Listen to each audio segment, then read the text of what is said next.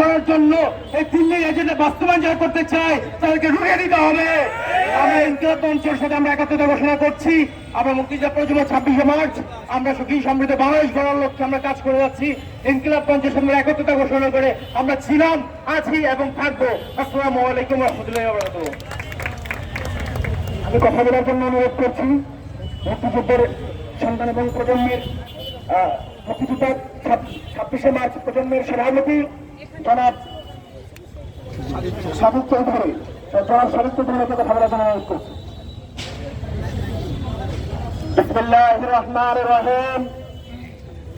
ওসমান হাদি ভাইয়ের নেতৃত্বে এদেশে তরুণ সমাজের ঐক্যবদ্ধ সাংস্কৃতিক সংগঠন ইনকিলাব মঞ্চ কর্তৃক আয়োজিত ওনাদের 5 দফা দাবি কর্তৃক যেই বর্তমান সরকারকে দাবি জানিয়েছে, আমরা মুক্তিযুদ্ধ প্রজন্ম, মুক্তিযুদ্ধ 26শে মার্চের সন্তানরা, মুক্তিযুদ্ধের সন্তানরা এই দাবিকে একমত পোষণ করছি।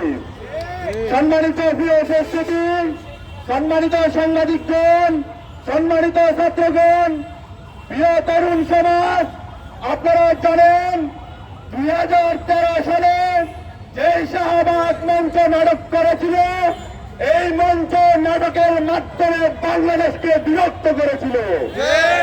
শুধু বাংলাদেশ নয়, বাংলাদেশ আপামর জনতাকে তারা বিভক্ত করেছিল। আপনারা জানেন এই স্বাধীনতার সংগ্রামের মধ্য দিয়ে বাংলার তরুণ সমাজরা, বাংলার মুক্তিযুদ্ধরা একটা শান্তি শৃঙ্খলা রাষ্ট্র প্রতিষ্ঠার জন্য যুদ্ধ করেছিল। কিন্তু এই শাহবাগ ভারতের প্রেসক্রিপশনে আমাদের মধ্যে, নিজেদের মধ্যে, বাঙালিদের মধ্যে বিভেদ সৃষ্টি করেছিল এবং আমাদের বিভেদ তৈরি করে আমরা যখন ঐক্যবদ্ধ না হয়ে বিচ্ছিন্ন হয়ে গেছি, তখন ভারতের মাধ্যমে আমাদের বাংলাদেশের বারবার নির্বাচিত সরকার বেগম খালেদা জিয়াকে নির্যাতন করেছিল। এই 75 বছর বয়সী মহিলাকে 5 বছরের অধিক কারাগারে রেখেছিল। শুধু তাই নয়, বাংলাদেশের আপামর জনতার নয়ন মনে, ধর্মীয় নয়ন মনে, এদেশের তৈরি জনতার অহংকার আল্লামা দেলোয়ার হোসেন সাঈদীকে তারা বিনা বিচারে, বিনা অপরাধে তারা হত্যা করেছিল। আপনারা জানেন চট্টগ্রামের সীমাপুরুষ সালাউদ্দিন কাদেরকে তারা বিনা অপরাধে হত্যা করেছিল। এই নাটক মঞ্চের মাধ্যমে আবার তারা এসেছে আমাদের যে 2024 সালে যে গণঅভ্যুত্থান হয়েছে, এই গণঅভ্যুত্থানকে নস্যাৎ করার জন্য। আমরা তরুণ সমাজ থাকতে, 24-এর তরুণ সমাজ থাকতে এবং 71-এর প্রজন্ম থাকতে এই শাহবাগীদের সকল ষড়যন্ত্র নস্যাৎকে রুখে দিব।